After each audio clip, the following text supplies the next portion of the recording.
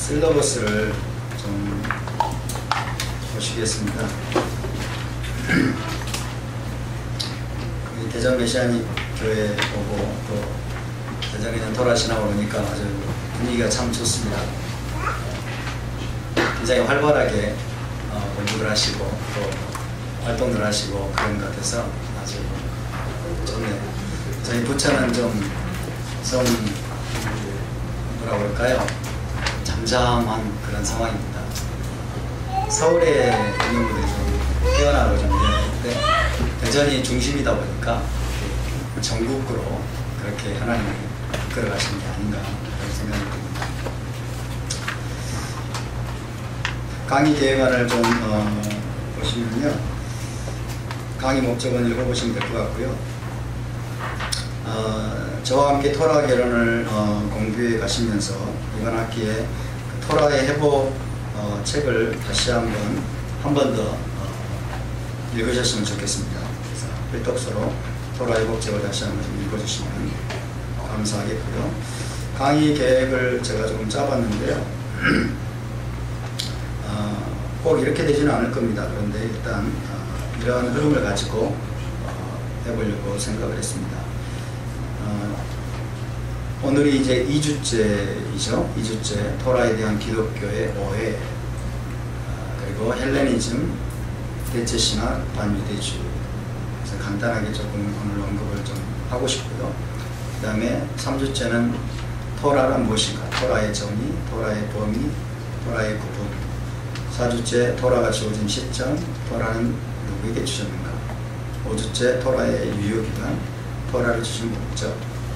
6주 토라의 관점에서 본 신구약 성경, 7주 히브리 관점에서 본 토라의 특징, 8주 예수와와 토라, 9주 바울과 토라, 그리고 10주 하머치 토라, 토라를 얼마나 많이 지켜야 되는가, 토라의 어려운 계명들, 그리고 11주는 구전 토라, 그리고 12주째 시험을 보도록 하겠습니다. 시험은 출석 점수 60%, 평가는 기말 시험 40%를 반영해서 후하게 점수를 드리겠습니다. 걱정은 안 하셔도 되고요. 그러나 시험은 봅니다. 시험은 한번 보도록 하겠고요. 학점은 잘 드리도록 하겠습니다. 학점 걱정 안 하셔도 되겠습니다. 자, 그럼 강의안을 이제 봐주시고요. 여러분이 좀 필기를 하실 수 있도록 제가 여백을 좀 만들었고요. 강의안은 매번 나눠드릴 수도 있고 또 나눠드리지 않을 수도 있고 자유롭게 하겠습니다. 좀 매이지 않고 강의안을 드려야 될 필요가 있으면 드리고 드릴 필요가 없으면 또 드리지 않고 그런 식으로 진행을 해보도록 하겠습니다. 자, 그럼 1강을 한번 좀 진행을 해보겠습니다. 6시 10분까지인가요? 예. 6시 10분까지. 첫 번째, 먼저 우리가 토라란 무엇인가를 좀 이야기하기 전에 토라에 대해서 우리가 가지고 있었던 오해, 토라를 우리가 어떻게 이해해왔나 이런 것들 조금 나눠보면 좋겠습니다. 토라를 여러분이 지금까지 좀 아마 배우신 분도 많이 계실 것이고 토라에 대해서 이제 충분하게 이해하시는 분도 많이 계시고 그렇지만 이 시간은 기초를 다시 닦는다 그런 마음을 가지고 기초가 튼튼하면 누가 어느 방향에서 이제 흔들기 위해서 오더라도 흔들리지 않거든요. 그래서 익히 들었다는 생각을 하지 마시고 이제 처음 우리가 이 기초를 닦는다는 그런 마음을 가지고 참여해 주시면 좋겠습니다. 율법이라고 그러죠. 율법, 토라가 율법으로 번역이 됐는데 율법에 대해서 우리가 그동안 어떻게 배워왔는지 전통 교회에서 율법에 대해서 어떻게 들어왔고 배워왔고 율법에 대해서 나는 토라를 알기 전에 어떤 개념을 가지고 있었는지 이런 부분들을 조금 나눠주시면 좋겠어요. 여기까지 굳이 안 나오셔도 될 것 같고요. 제가 이제 성함을 모르니까 저를 위해서 성함을 좀 말씀해 주시고 율법에 대해서 저는 기존 교회에서 이렇게 배워왔고 들어왔고 또 이런 개념을 가지고 있었습니다. 토라를 알기 전에 이런 걸 좀 나눠주시면 좋을 것 같아요. 그 부분을 조금 이렇게 자유롭게 좀 나누시고 그 다음으로 한 번씩 넘어가도록 알겠습니다. 이렇게 돌아갈까요? 이쪽으로 쭉 이렇게 총무님이시라고 그러네. 네. 이렇게 이런 식으로 이렇게 해서 이렇게 해서 한 번씩 좀 나누시면 좋겠습니다. 일어서셔서 하실까요? 네.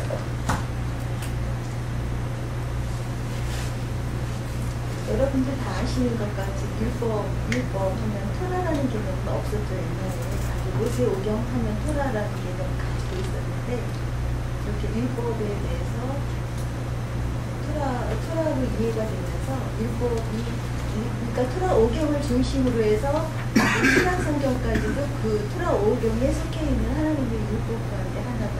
그게 토라다 이런 개념을 사용했습니다. 네.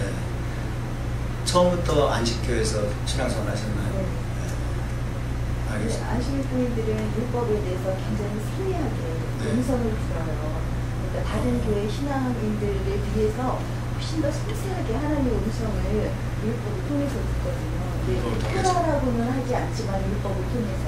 그래서 굉장히 그들이 사실은 아름답거든요. 아름다운 부분이 있습니다. 율법을 통해서 하나님의 음성을 세미하게 들었다.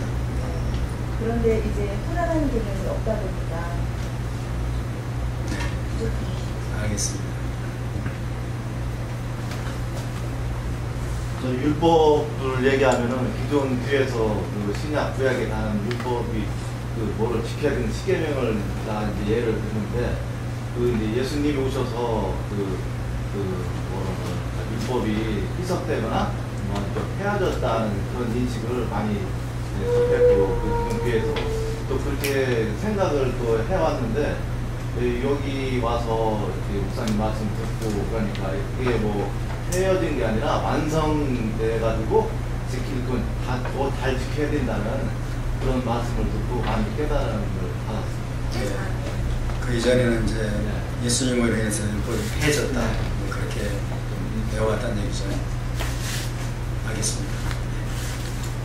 저는 이제 임명을 해서 그때만 30년 쫓아다녔지 자세히 모릅니다. 율법에 대해서 어떤 개념을 혹시 가지고 있는지 한번 말씀해 주실 수 있으시겠어요? 사법적인 건 알지 교회에 대한 사법적인 건 알고 율법 알겠습니다. 성지혜라고 합니다. 저는 기존 교회를 오래 다녔지만 율법에 대한 특별한 그건 없어요. 율법은 이스라엘 법이다 이렇게 생각하고 이건 지킬 필요가 없다 이렇게 배워왔기 때문에 그래서 여기 와서 이제 토라라는 개념으로 다시 보니까 이걸 뭐 그냥 목사님 말만 철떡같이 믿고 그냥 무조건 안 지켰거든요. 근데 지금 새롭게 이제 접하고 보니까 내가 그동안 눈이 가려워졌구나 이런 걸 느꼈습니다. 그래서 토라에 대해서 새롭게 더 배워보겠습니다. 네, 감사합니다. 우리가 율법에 대해서 기존 교회에서 명시적으로 안 배웠을 수도 있어요. 체계적으로 명시적으로 안 배웠을 수도 있는데 이제 잠재적인 어떤 흐름 속에 율법에 대한 인식들이 있거든요. 그런 것들을 어떻게 인식해 왔는지 이런 것들도 나누시면 좋을 것 같아요. 황성진입니다. 저는 어떻게 알고 있었냐면 율법, 소위 말하는 그 구약이 다 예수 그리스도의 그 그림자 모형이었기 때문에 예수께서 2000년 전에 오심으로 인해서 그것들이 다 이제 완성되었기 때문에 더 이상 그 완성을 이루려고 하는 것들을 안 해도 된다라고는 그런 관점이 있었어요. 그런데도 제가 성경을 읽으면 이게 뭐 소위 지금은 알았지만 매주자 같은 거 이게 해야 되는 거 아닌가? 제가 읽으면서 그랬거든요. 근데 다른 분들이 다 안 하니까 나도 괜히 내가 갖고 있는 그 의구심이 잘못됐나? 그냥 묻어버리고 덮어버리고 그런 적이 있었습니다. 그래서 그런 것들이 다 그분으로 오심으로 인해서 완성이 됐기 때문에 더 이상 안 해도 된다라는 그런 생각을 저는 가지고 있었습니다. 네, 예수님 오셔가지고 율법을 완성해버렸기 때문에 우리가 지킬 필요가 없도록 십자가에서 완성해버렸다. 혹은 패했다. 이런 이제 가르침들이 많이 있습니다. 정석도입니다. 신학교에는 율법과 율법과 선지자의 강령이라 이런 부분에서 제가 최근에 아주 은혜를 받았는데요. 율법 그러면 법률, 현자, 법법자, 법만 생각하게 되는데 중국어를 이해해 보면 류파 또 방법에 대해 방파 해가지고 어떤 방법으로 제가 이해를 하고 있습니다. 특히나 이제 율법 하면 이제 십계명을 생각하게 되는데 십계명을 통해서 구원을 받으려고 했던 이스라엘 민족들을 이제 비판하면서 그건 아니다 하면서 이제 기존 교회에서 그 십계명조차 무시하는 경향들이 많이 일어나고 있는데 거기에 대해서 이제 반성을 하게 되었었고 십계명을 통해서 하나님을 사랑하는 방법, 인간을 사랑하는 방법이 거기에 다 있다고 생각하고 특히나 이제 구약 속에 있는 많은 그 명령 이런 부분들도 하나님의 사랑하는 방법이다. 저는 그렇게 이해를 하고 있습니다. 네, 감사합니다. 율법에 대한 기존의 인식이라고 이렇게 질문해서 기존에 우리가 알고 있는 것처럼 율법은 예수님이 오셔서 완성하셨기 때문에 폐해졌다라고 하는 그런 생각이 있어서 율법은 지키지 않아도 된다라는 그게 많이 있었어요. 인식이 그렇게 돼 있다가 이제 이 토라를 만나면서 공부를 하다 보니까 예수님께서 직접 오셔서 율법의 완성을 하셨다라는 게 굉장히 충격이었어요. 그렇게 다 사셨잖아요, 예수님은. 그러니까 아까 십계명도 얘기하셨지만 그렇게 되면서 지금 이제 이 인식이 우리가 예수님처럼 토라를 배움으로써 이렇게 살아가야 된다는 것에 초점이 많이 맞춰지게 됐습니다. 기존 인식은 안 지켜도 된다 라는 것에서 지금은 지켜야 된다 할 수만 있으면 네, 지켜야 된다라고 생각합니다. 기존 인식은 율법으로부터의 자유다. 그렇죠? 예수님이 예수께서 율법으로부터 우리를 자유케 하셨다. 이런 인식이죠. 이재룡 목사님. 이재룡 목사입니다. 반갑습니다. 그리고 저희 신학교에서 배울 때는 율법은 죄를 드러나게 한다니까 저희로 하여금 죄를 알게 하는 것이다. 그런데 이것은 예수님께로 인도하는 몽학성생이다. 그러니까 예수님이 오셨는데 굳이 왜 옛날 2000년 전 오래된 그 법을 왜 굳이 돌아가려 그러냐 이렇게 배웠습니다. 여러분도 아마 그렇게 알고 있었을 거예요. 이사입니다. 율법은 그리스도께로 인도하는 몽학선생이다. 이제 그리스도가 왔기 때문에 우리는 몽학선생 아래 있지 않다. 그런 말을 하고 그 다음에 율법은 죄를 깨달으라고 주신 것이지 지키라고 주신 것이 아니다. 그렇게 이야기를 하죠. 인간은 지키지 못한다. 그렇죠. 율법은 지킬 수 없다. 이렇게 배워왔습니다. 네. 저는 토라라고는 알지 않았어도 이 말씀을 지켜야 되는 거고 예수님 오셔서 그걸 완성케 하시려고 오셨다라고 그렇게 저는 알고 살았고요.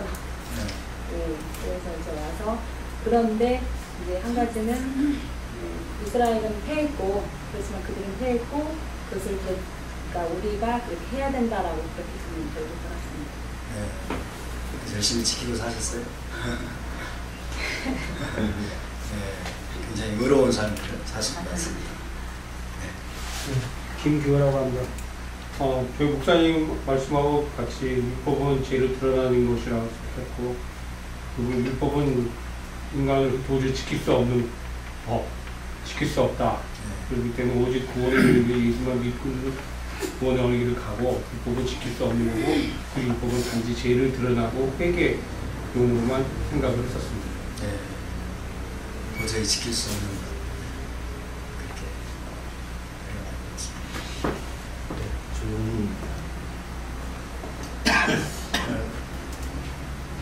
저는 신앙을 접하게 된 것이 말씀으로부터 접하게 되었고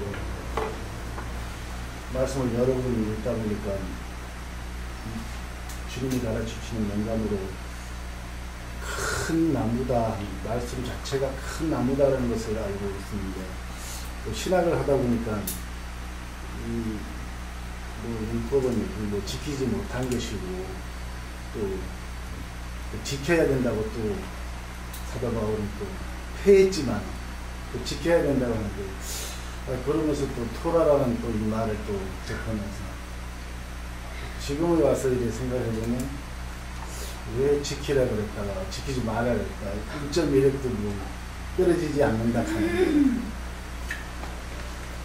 그 토라의 말씀이 뿌리인데 뿌리가 없어지면 나무가 말라 죽는데 어떻게 피할 수가 있을까 하는 그런 의문점이 많았었는데 인간이 와갖고 이 토라라는 것을 모세 우병이라는 소리는 많이 들어봤지만 토라는 사실 많이 들어보지 못한 그런 거에서 좀 궁금증을 갖고 여기까지 오게 됐습니다. 네, 감사합니다. 어디에서는 지킬 수 없다고 말하고 어디에서는 지키라고 말하고 도대체 어떻게 하란 말인지 헷갈리고 그런 경우도 많이 있죠. 네, 장현석입니다. 뒤에서 말씀하신 것처럼 저희가 정말 그 율법이라는 것은 지킬 수 없다라고 어려서부터 그렇게 신앙생활 해왔죠. 네, 그래서 10계명을 어떻게 다 지키냐?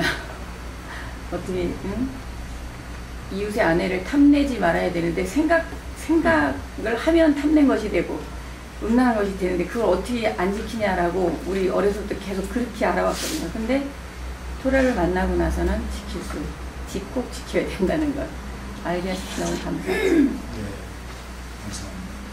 율법은 지킬 수 있습니까, 그러면? 네, 앞에.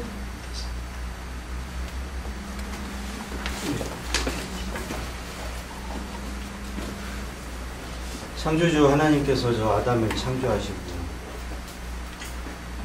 동산나무에 생명나무, 선악과 나무를 이제 주셨다고 그럽니다.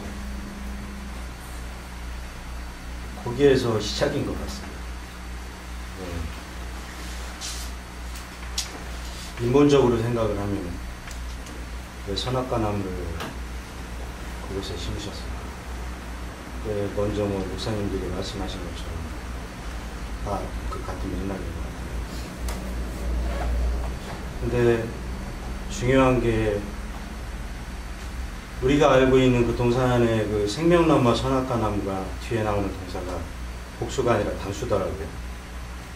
그것은 그 생명나무가 그 선악과 나무가 그 생명나무가 된다고 저는 생각을 합니다.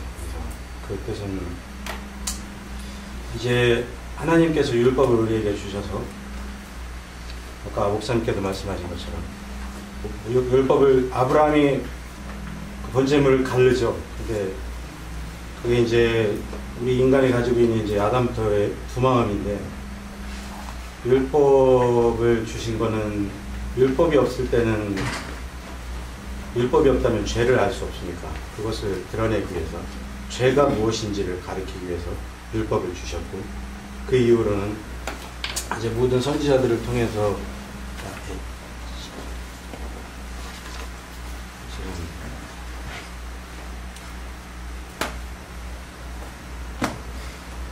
그 구약의 어떤 흐름을 통해서 늘 이제 계시를 하셨고 하나님께서 뭐 율법을 우리에게 주셨을 때 율법이 없으면 죄를 알지 못하는 것처럼 그분의 창조 섭리 가운데서 예수 그리스도가 하나님이 율법으로 오신 게 예수 그리스도잖아요. 성령 지나셔서. 그래서 그분께서 다 이루실 십자가에서 십자가가 아니죠. 엄밀하게 언약의 기둥에서 그분이 다 이루시고 이제 모든 것 이제 돌아가실 때도 다 이루셨다.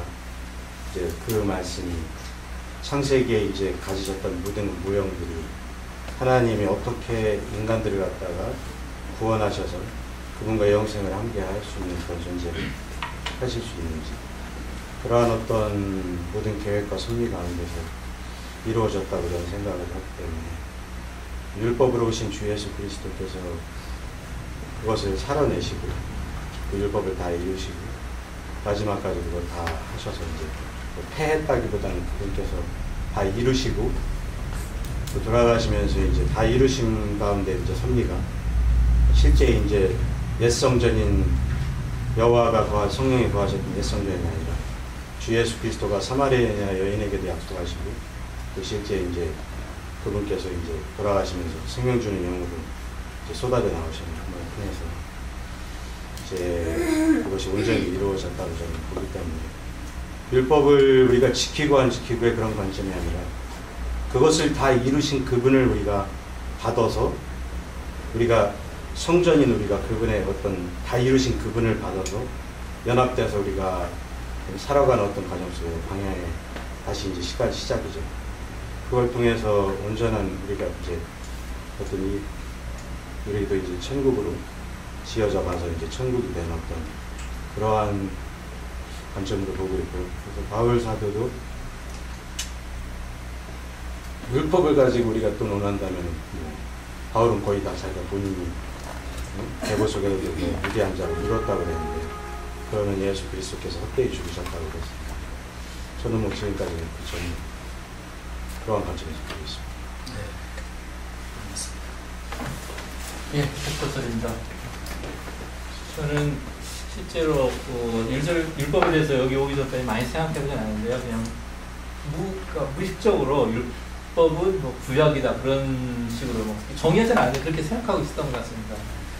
근데 제가 쭉 다시 되돌아보니까 우리 교회가 왜 그 율법을 이렇게 도외시라는 걸 경시했는 걸 생각해보면 믿음의 조건을 구원의 조건을 믿음이라는 데를 너무 강조하다 보니까 그쪽으로 해놓는데 사실은 아까 이렇게 개인적으로 이렇게 살펴보면은 그러니까 구원을 쉬운 쪽으로 찾으려고 했던 것 같습니다. 여러 가지 조건이 있는 것 중에서 믿음은 구원받는구나, 그쯤 됐다 하고 강대상에서 설교하는 분들도 했었고 받아들이는 분들도 그래서 하려고 해서 더 이상 생각해보지도 않았고 그래서 근데 제가 율법을 어렴풋이 생각해야 되는 게 울타리 개념으로 생각했었거든요. 그러니까 그 울타리 안에 들어오면 하나님 나라고 그 밖으로 하나님 나라를 유지시키기 위한 하나님의 방법이었어. 그런 개념으로 저 혼자만 이해하고 있었습니다. 근데 지난 학기 토라 배울 때 마지막 시간에 그런 개념이 있더라고요. 지금 내가 찾지 못하겠는데 오늘 제가 배웠습니다. 오늘 울타리 개념, 그런 시작 개념이 있더라고요. 그리고 율법에 대해서 제 개인적으로 하면 로마서의 7장 12절인가요?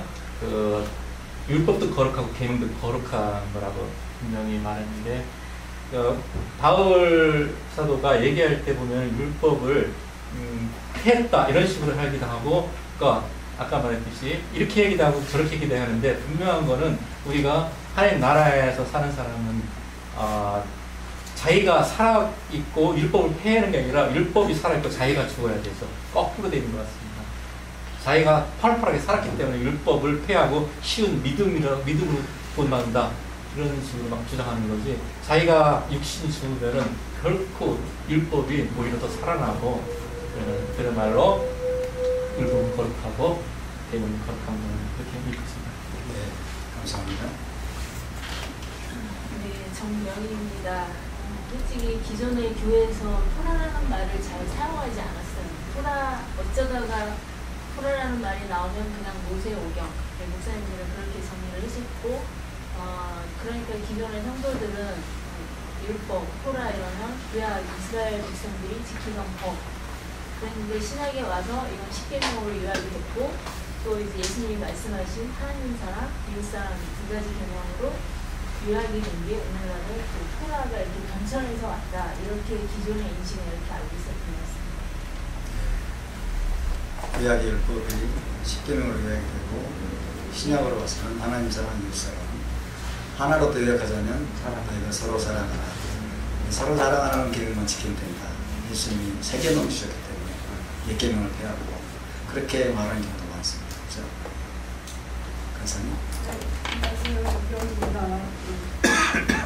오늘 이제 제가 배운 것은 말씀대로 살아야 된다는 것을 강조하는 그런 훈련을 많이 받았거든요. 그런데 공부를 하면서 말씀대로 살려고 굉장히 노력했고 정직하게 살려고 많이 노력했는데 그 말씀이라는 기준에 대해서 그럼 그 기준은 신약에서만 말씀하시는 그 말씀대로 사는 건가 그런 의문이 좀 들기도 했었어요. 근데 구약을 배우기는 배워도 이제 구약은 말하자면 그 당시에 문화에 따른 거, 문화에 따라서 뭐 음식법들이나 아니면 뭐 눈에는 이에는이 그 전쟁 때 가서 모든 족속 멸하라고 하시는 이제 가까운 곳에 그 주신 땅에 갔을 때는 아예 그 신을 멸하라고 하잖아요. 여자도 아이도 다 사람이 호흡이는 거 다 죽이라는 그런 잔인한 그런 하나님을 이렇게 만나기도 하고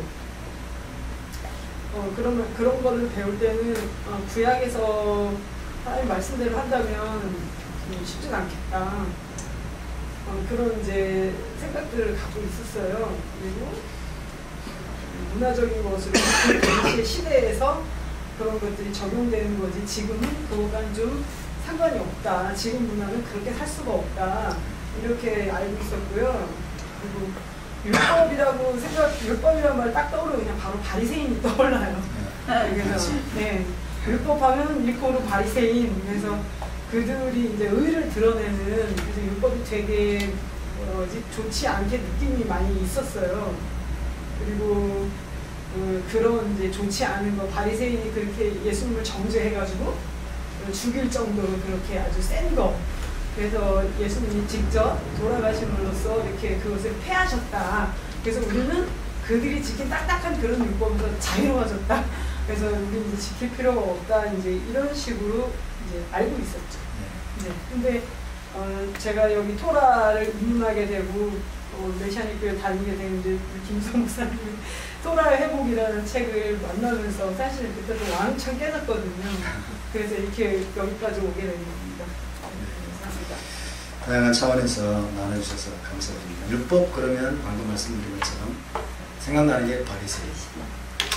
율법 그러면 뭐가 생각나십니까? 얼른 떠오르는 게 무거운 멍에, 무거운 멍에 속박. 율법은 또 먹이거든 이스라엘 백성에게 형벌로 주신 것이다. 이렇게 주장하는 사람들 많이 있습니다. 먹이거든 이스라엘 백성에게 형벌로 주신 것이지 우리에게는 상관이 없다. 우리에게 준 것이다. 율법은 도저히 지킬 수 없는 것이다. 그 누구도 지킬 수 없는 것이다. 이렇게 생각하는 경우도 많이 있고, 어쨌든 이 율법에 대한 기존의 어떤 고정관념, 그 다음에 전통 기독교가 가르쳐왔던 그런 신학적인 개념들, 이런 것들을 우리가 지금 조금 나눠보았는데요. 우리가 과거에 어떤 자리에 있었는가 돌아보는 것은 참 중요하다고 봅니다. 우리가 과거에 어떤 자리에 있었고 어떤 사상과 생각을 가지고 신앙생활을 해왔는가, 이거를 명확하게 우리가 좀 되짚어보고, 그렇다면 왜 그런 자리에 있게 되었는가, 원인을 우리가 진단을 해봐야 될 필요가 있겠죠. 원인은 이제 다양한 차원이 있겠습니다만은, 그래서 그 오해의 뿌리로 제가 이제 헬레니즘에서 비롯된 대체 신학과 반유대주의가 그 뿌리다, 그런 진술을 적어봤습니다.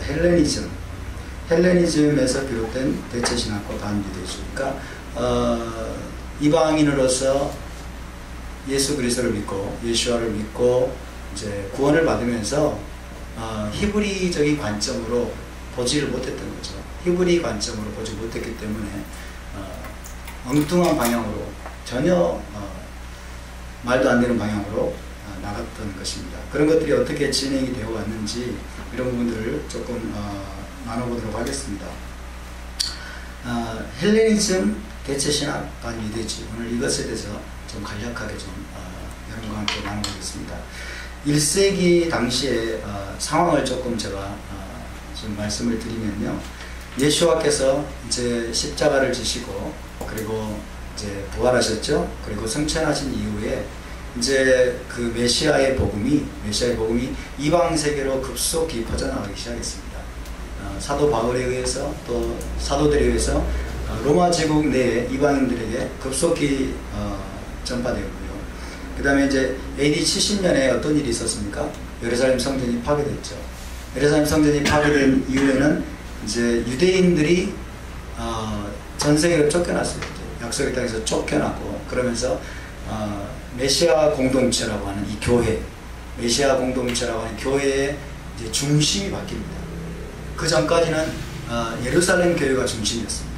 그래서 분쟁이 일어나고 해결하기 어려운 문제가 생기면은 안디옥 교회가 예루살렘으로 오죠.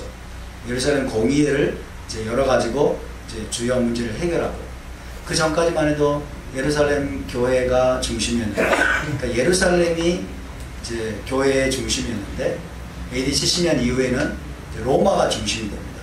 로마. 그러니까 이방인 중심의 교회. 그 전까지는 유대인 사도들이 중심이 되어 있었는데 AD 70년 예루살렘 성전이 파괴되고 유대인들이 쫓겨나고 100만 명 이상이 살육을 당하고 그러면서 중심이 이동한다. 이것을 좀 생각하시면 좋을 것 같아요. 이방인 중심의 교회, 그리고 로마가 이제 교회의 중심 센터로 자리하게 됩니다. 그래서 유대인 중심에서 이방인 중심의 교회로 급속히 전환되어가는 그런 상황이 벌어지게 되죠. 그러면서 이제 우리가 알게 되는 것은 복음의 이방화입니다. 복음이 이방으로 퍼져가는.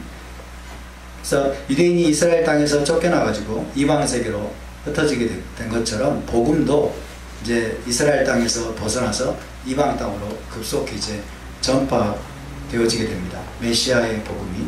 그러니까 유대인만 이방으로 열방으로 쫓겨간 것이 아니고 사실은 예수와께서도 이스라엘 땅을 떠나서 열방으로 가시는 거죠. 유대인들과 함께 혹은 신자들과 함께 제자들과 함께 열방으로 가게 되고, 그리고 복음도 이방으로 퍼져가게 되었다. 그런 상황이죠. 그러면서 이제 등장하게 된 게 여러분이 잘 아시는 이제 교부들입니다. 2세기 초부터 이제 그 중심에 있게 되는 교부들과 그리고 이제 지도자들, 교회의 지도자들, 이런 사람들이죠. 여러분이 잘 아시는 저스틴 마터라고 할지, 저스틴 마터, 그리고 오리겐, 클레멘트, 크리소스톰, 그리고 이그나티우스, 이런 사람들이 있죠. 1세기, 2세기 초부터 물론 1세기 말부터 있었던 분도 계시지만 본격적으로 2세기 초, 2세기 말, 그러면서 이방인 교부들이 이제 교회의 지도자 역할을 하게 됩니다. 근데 이런 교부들은 한결같이 헬라 철학에 능한 사람들이었어요. 헬라 철학과 헬라 사상으로 무장한 사람들이었고, 이 사람들이 시도했던 건 뭐냐면 헬라 철학의 안경으로 성경을 해석하려고 했던 것입니다. 헬라 철학을 투영시킨 거죠. 헬라 사상을 투영시켜서 성경을 해석하는 그런 관점들을 이제 만들어내기 시작했습니다. 대표적으로 오리겐 하면은 여러분이 아시는 것처럼 오리겐 그러면은 이제 성경을 영적으로 해석하는 영해라고 그랬죠. 영적인 어떤 해석의 시발점이 됩니다. 오리겐이. 어쨌든 이 사람들은 헬라 철학에 능한 사람들로서 헬라 철학의 안경으로 성경을 읽고, 그리고 헬라 사상에 입각한 성경 해석을 시도했습니다. 그런데 헬레니즘과 헤브라이즘은 완전히 반대입니다. 완전히 반대. 헬레니즘과 헤브라이즘. 그러니까 헬레니즘과 헤브라이즘을 이해하는 게 너무 중요하다는 생각이 들어서 제가 히브리 관점이란 무엇인가라는 책을 썼는데 그 부분을 한 번씩 읽어보시면 큰 도움이 되리라고 봅니다. 어쨌든 헬라적 관점의 성경 해석은 히브리적인 성경 해석과 판이하게 다른 그런 결과를 가져오게 되는 것이죠.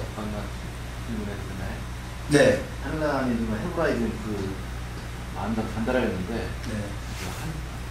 특징적인 게 어떤 게 반대? 조금 이따가 헬레니즘의 특징이 나옵니다.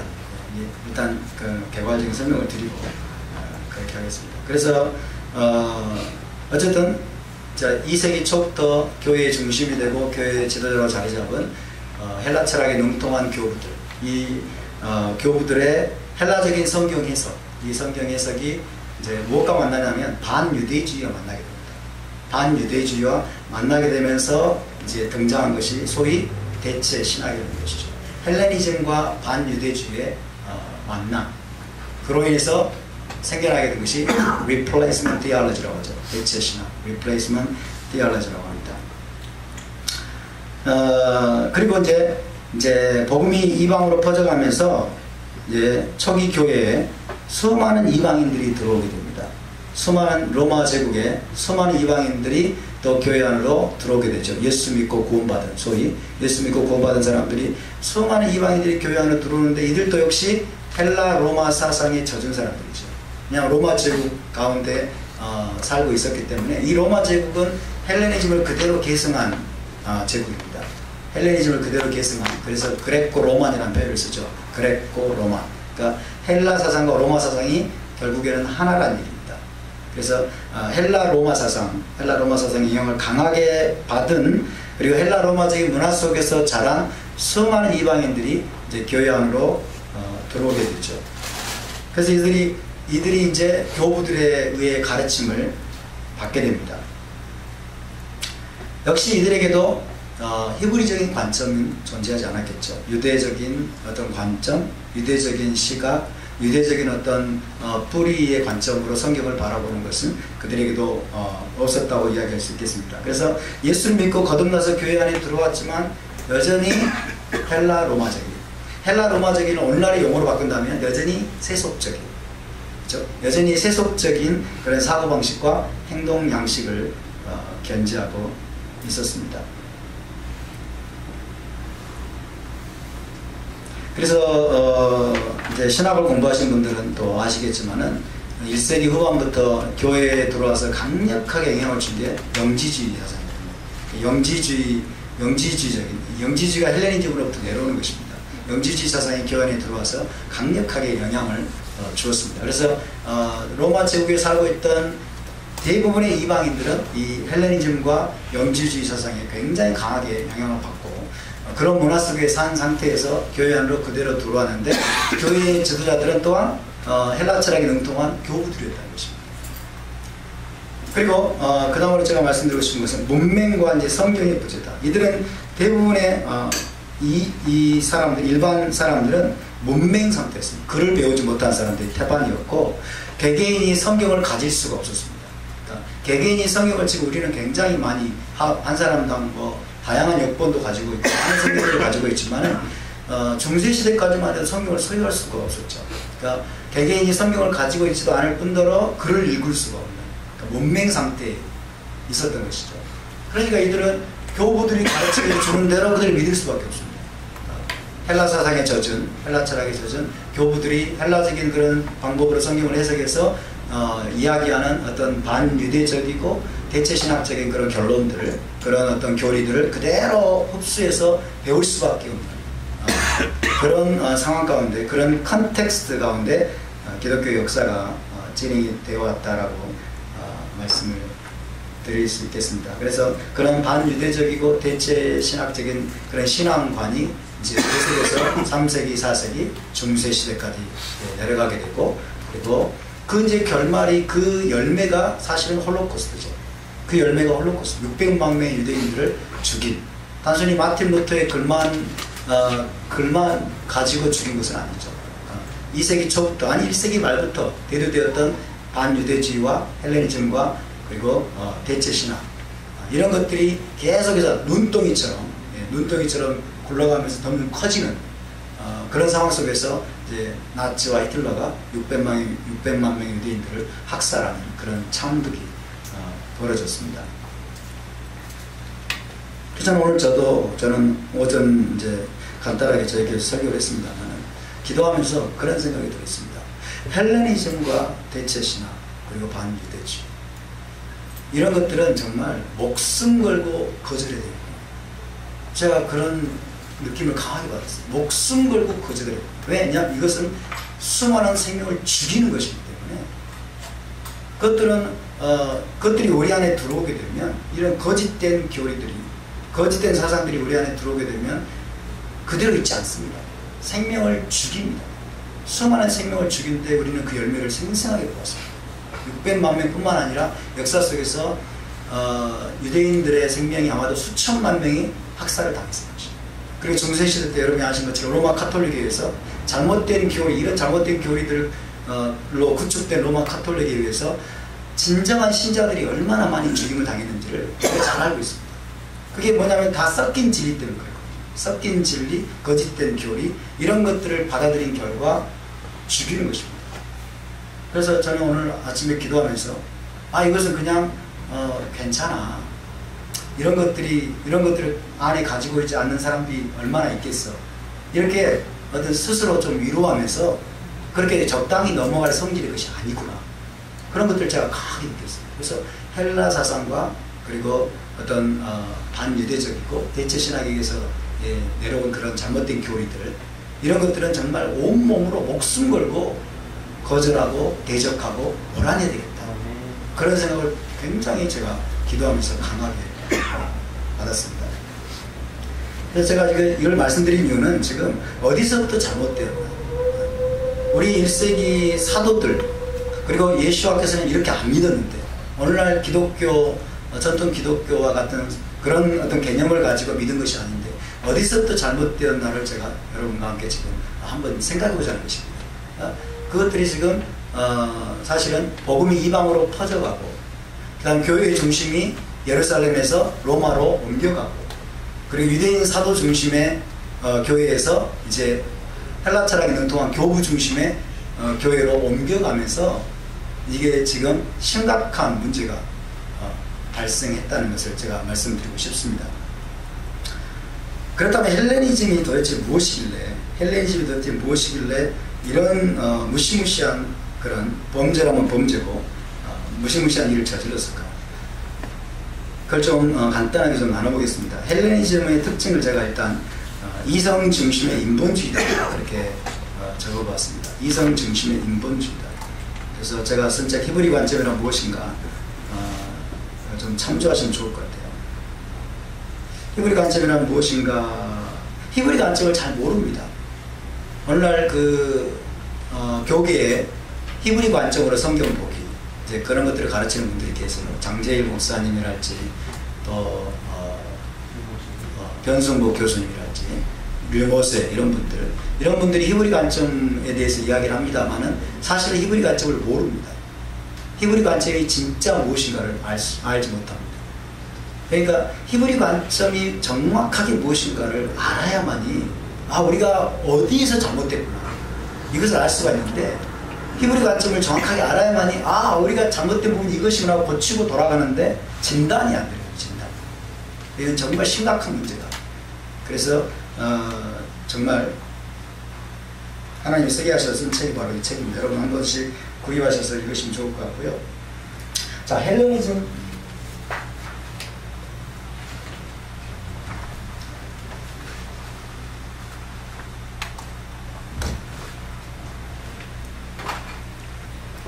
헬레니즘과 헤브라이즘의 정반대라고 제가 말씀드렸습니다. 헬레니즘은 이성의 산물이죠. 수많은 철학자들이 이성적인 사고를 통해서 이성에 의해서 나온 것입니다.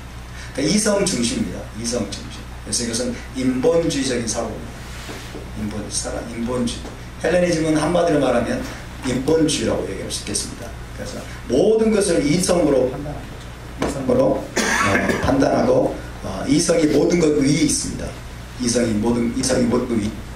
헤브라이즘은 히브리 사상인데요. 히브리 사상은 하나님의 계시에 의해서 생겨난 것입니다. 하나님의 계시에 의해서 생겨난 것인데 이것은 신본주의라고 말할 수 있습니다. 하나님이 중심입니다. 하나님의 명령, 하나님의 법, 하나님의 규례, 이것이 중심이죠. 그러나 헬레니즘은 사람의 생각이 중심입니다.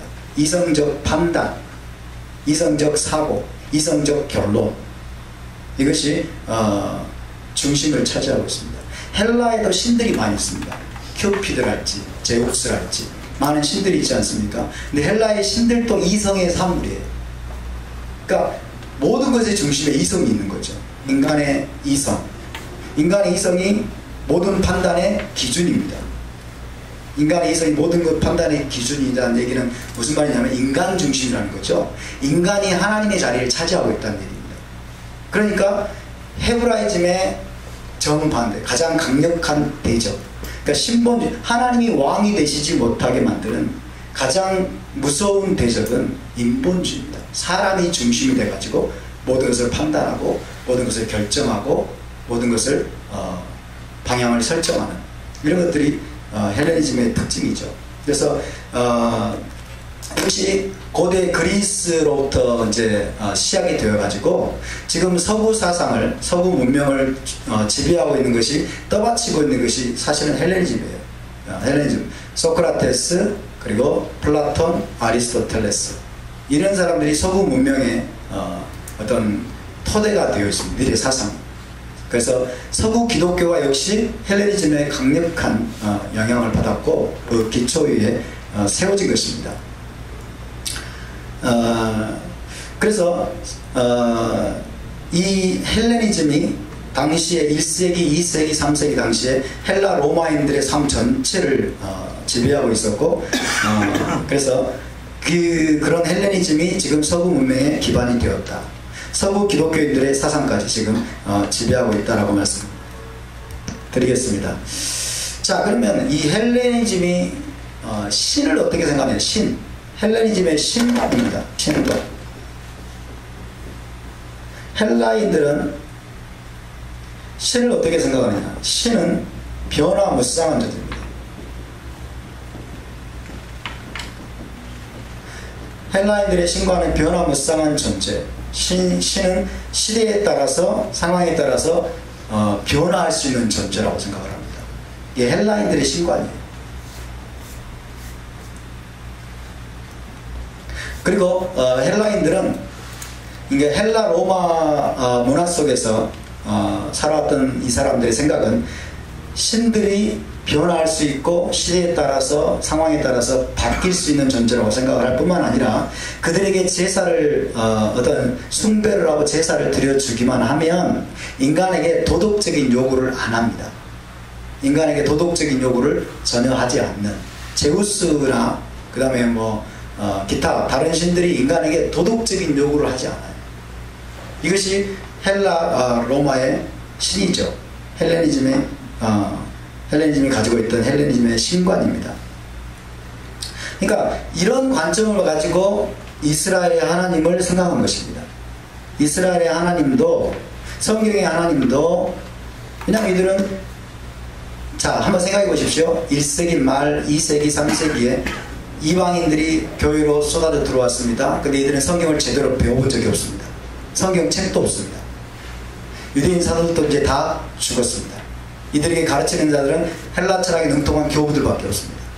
그렇죠? 그러니까 헬라 로마적인 신관을 그대로 가지고 이스라엘 하나님도 그렇게 생각을 하는 겁니다. 이스라엘 하나님도 변화할 수 있는 존재라는 거예요. 변화할 수 있는 존재라는 생각을 하게 되는 거예요. 그래서 구약의 하나님과 신약의 하나님이 다르다고 생각한 거예요. 그러니까 헬레니즘의 영향이 얼마나 이 심각한지 우리가 이것을 좀 공부를 해보면 참 기가 막힐 정도입니다. 그래서 구약시대와 신약시대에 이스라엘 하나님도 다른 모습으로 변할 수 있다는 생각을 하게 되고, 바울 서신을 이들이 또 잘못 해석해가지고 율법이 십자가에 못 박힘으로 끝났다는 사상, 율법이 십자가에 못 박힘으로 끝났거나 혹은 무용지물이 되었다는 그런 율법 폐기론 혹은 율법으로부터의 자유, 그런 사상을 가지게 된 거죠. 자, 그러니까 헤브라이즘, 자, 유대인들은 조금 더 말씀드리겠습니다. 유대인들 혹은 히브리인이라고 하는데, 유대인들, 히브리인들은 이런 신관을 가질 수가 없습니다. 이런 신관을 가질 수, 변화무쌍한 존재라는 생각을 가질 수가 없습니다. 자, 여러분에게 이렇게 말씀드려요. 사도 바울 유대인입니다. 사도 바울이 유대인이에요. 그리고 1세기 사도들도 다 유대인입니다. 자, 구약의 하나님과 신약의 하나님이 다른 얘기를 할 수 있는 분이라고 생각을 할 수 있었겠어요? 자, 구약의 하나님이 하신 율법, 토라의 말씀을 신약의 하나님이 와가지고, 신약에는 하나님이 획가닥 변해가지고 십자가에 못 박아버리는, 이제 끝났다라고 판결을 내리는 그런 하나님을 유대인 사도들은 상상조차 할 수 없죠. 상상조차 할 수 없어요. 그렇지만은 이제 아까 말씀드린 것처럼 교회의 중심이 예루살렘에서 로마로 넘어가고 유대인 중심, 유대인 사도 중심의 교회가 이방인 교부들, 헬라처럼 유통한 교부들 중심으로 넘어가면서 이런 사상이 교회를 지배하겠다는 거죠. 이런 사상이 교회 안으로 유입되어 들어왔고 그 다음에 문맹자였고 성경도 가지고 있지 않았던 이방인 신자들은 그런 교부들의 사상을 그대로 받아들이는 것입니다. 그대로 받아들여서 그래서 구약의 하나님과 신약의 하나님은 다른 존재로 인식이 되는 겁니다. 그리고 구약의 율법은 신약에 와서는 폐해질 수 있는, 그리고 폐해진, 그래서 율법 폐기론과 혹은 율법 무용론 이런 것들이 이제 가르쳐지기 시작한 것이죠. 이것이 바로 헬레니즘의 강력한 영향입니다. 헬레니즘과 그리고 영지주의의 강력한 영향이죠. 거기 제가 이원론을 써놨습니다. 이원론. 헬레니즘의 가장 중요한 특징이 이원론이죠. 이원론. 이원론이라고 하는 것은 영혼과 육신을 나누는 거죠. 영혼과 육신. 영혼과 육신을 이원론 쪽으로 이해를 합니다. 자, 영혼은 이데아의 세계에 속해 있다. 육신은 물질계에 속해 있다. 물질계고 현상계라고 합니다. 현상계. 그러니까 헬레니즘의 중요한 특징이, 영지주의와 헬레니즘의 중요한 특징이 이원론입니다. 영혼은 순수한, 이데아에 속한 순수한 것이고, 육신은 물질계에 속하고 현상계에 속한 악한 것이다. 저속한 것이다. 무가치한 것이다. 이것이 헬레니즘의 가장 중요한 특징 중에 하나입니다. 우리가 이것이 얼마나 이 기독교계에 깊이 침투해 들어왔는지를 연구해 보면 정말 기가 막히죠.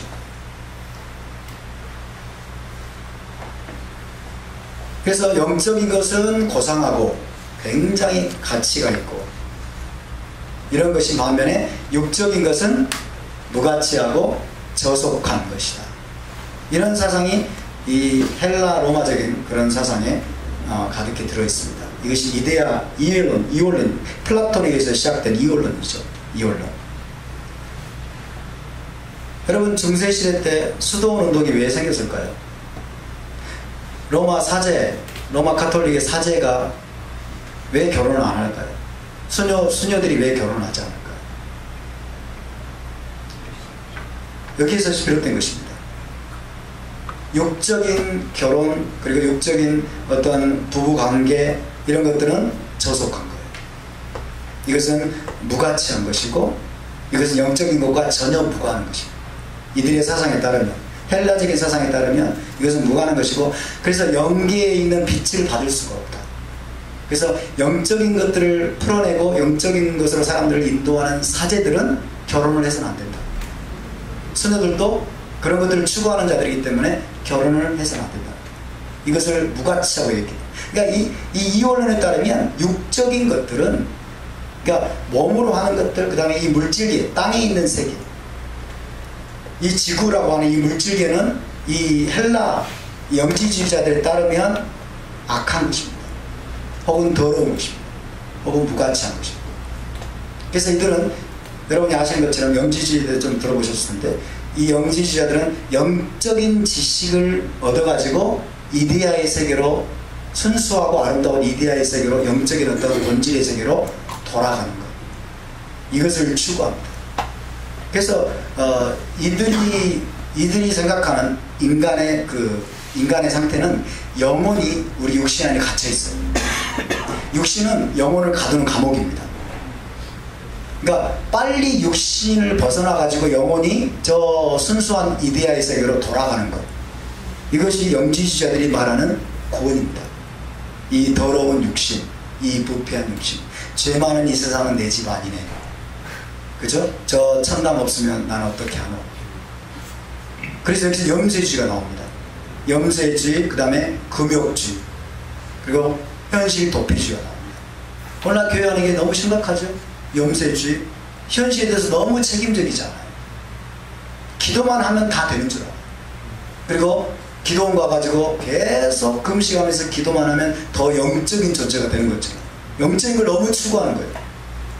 그래서 이 헬라 사상의 특징은 영적인 걸 너무 추구합니다. 영적인 걸. 그래서 영적인 본질을 추구해요. 영적인 본질. 저도 과거에 설교하면서 성경에서 굉장히 깊은 영적인 메시지를 끌어내려고 했어요. 굉장히 깊은 영적인 메시지. 그럼 우리가 어떤 분의 설교를 들으면 와 굉장히 깊다 그런 말 하잖아요. 그래서 어쩔 건데? 굉장히 깊어서 어쩔 건데요? 착각이에요. 착각. 굉장히 깊은 영적인 어떤 지식을 우리가 얻게 되면 마치 우리 자신이 대단한 영적 경지에 오른 것처럼 생각을 하거든요. 그게 성경에 어디에 나와 있어요? 그게 바로 여기 이 언론에서 들어온 거예요. 그래서 예를 들어서 무슨 비밀이 풀린다 이런 말 하잖아요. 무슨 비밀이 풀린다. 영계의 비밀이 막 풀리고 무슨 비밀이 풀려가지고 그 비밀을 알아야 마치 구원받는 것처럼 그 깊은 영적 지식을 그 비밀한 지식을 깨달아야 어떤 깊은 영적 수준에 도달한 것처럼 그렇게 말하거든요. 그게 뭘까요? 그게 바로 우리 안에 있는 헬레니즘이 우리를 충동질하는 겁니다. 목회자들 안에 있는 헬레니즘이 충동질하는 거예요. 그래서 자꾸 성경을 영적으로 막 풀어내는 거예요. 성경을 영적으로 막 꼬아가지고 막 깊이 있게 푼다고 막 풀어내는데 여러분 1세기 사도들의 서신 한번 읽어보세요. 무슨 깊은 막 영적인 걸 막 꼬아가지고 풀어놓은 이런 거 없잖아요. 근데 오늘날 목회자들이 그렇게 설교하면 굉장히 잘하는 거예요. 제가 과거에 굉장히 좋아했던 책이 워치만이 책이었습니다. 워치만이 책 혹시 읽어보셨어요? 워치만이 책이 얼마나 영적인지 굉장히 높은 경지, 깊은 경지라고 저는 생각을 했어요. 여기서 온 겁니다. 여기서 온 겁니다. 그래서 영적인 것은 순수하고 그 다음에 아름답고 좋은 것이고 육적인 것은 무가치하고 저속하고 그래서 영혼과 육신을 분리시킨 거예요. 영혼과 육신을 분리시킨 거예요. 그래서 오늘 많은 신실하다고 하는 크리스찬들이 사실은 현실과 분리된 삶을 살고 있지 않습니까? 저 교회 와서는 정말 뜨겁게 기도하고 하나님께 열심히 기도하고 금식도 하고 막 하나님께 열심인데 현실 감각이 없어요. 현실이 어떻게 살아야 될지 몰라요. 책임적인 삶을 살지 않습니다. 이게 바로 여러분 사실은 이 언론의 강력한 영향으로 이렇게 되었다라고 이야기할 수가 있습니다. 그래서 다시 말씀드리면 이들은 영적인 것, 이데아계와 육적인 것, 물질계, 현상계를 분리합니다. 그래서 영적인 것은 고상하고 굉장히 가치 있는 반면에 육적인 것은 저속하고 무가치한 것을 추구하죠. 육적인 것은 저속하고 무가치하고 심지어 악합니다. 영적인 것은 굉장히 고상하고 아름다고 가치 있는 것입니다. 그래서 늘 이들은 영적인 지식을 추구하고 영적인 본질을 추구합니다. 김호영 감독 여러분이 아실 겁니다. 김호영 감독이 안식 샤밧에 대해서 이야기합니다. 김호영 감독이 늘 티칭을 하면서 제가 그분을 훌륭한 분으로 알고 있습니다만 티칭하면서 뭐라고 말해요? 영적인 본질을 이야기해요.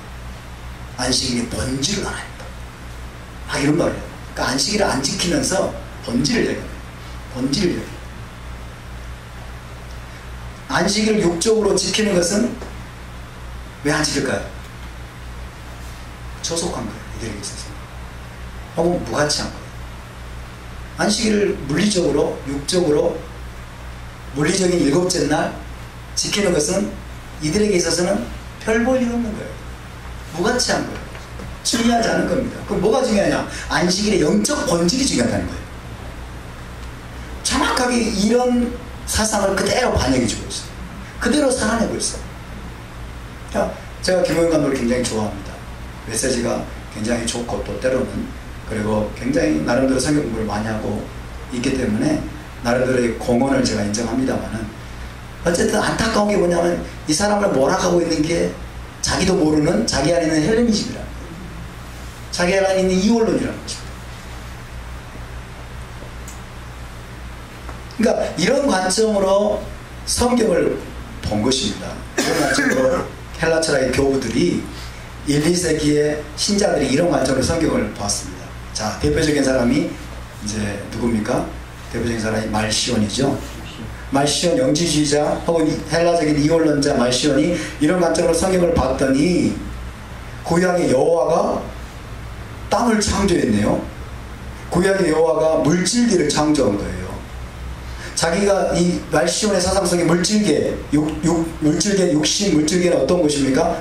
무가치한 곳입니다. 저속한 곳입니다. 타락하고 부패한 곳입니다. 그러니까 이 타락하고 저속하고 부패한 물질계를 창조한 여호와, 이 신은 완전한 신이 아니야. 그래서 이 말시온의 사상에 의하면 혹은 이원론 사상에 의하면 이 구약의 여호와는 저속한 물질계를 창조했기 때문에 이는 완전한 신이 아니다. 그리고 좀 하등 신입니다. 하등 신. 그래서 데미우르게란 말이에요. 데미우르게.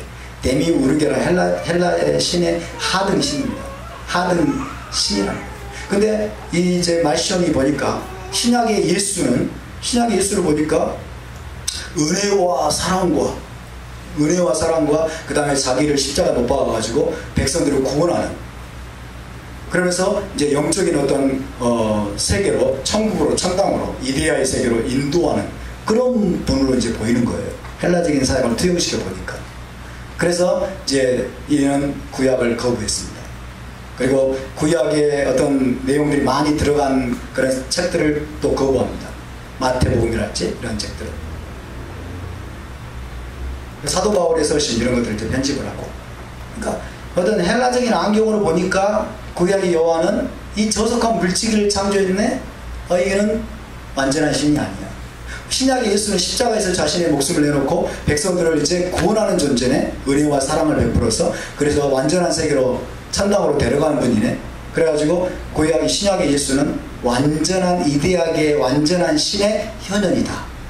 그렇게 결론을 내리고 그런 사상을 퍼뜨렸는데, 결국 이 말시온은 이단으로 판정을 받았습니다만은 말시온의 사상은 당시 로마 제국에 있던 수많은 여러분 교회 가운데 엄청난 영향을 미쳤습니다.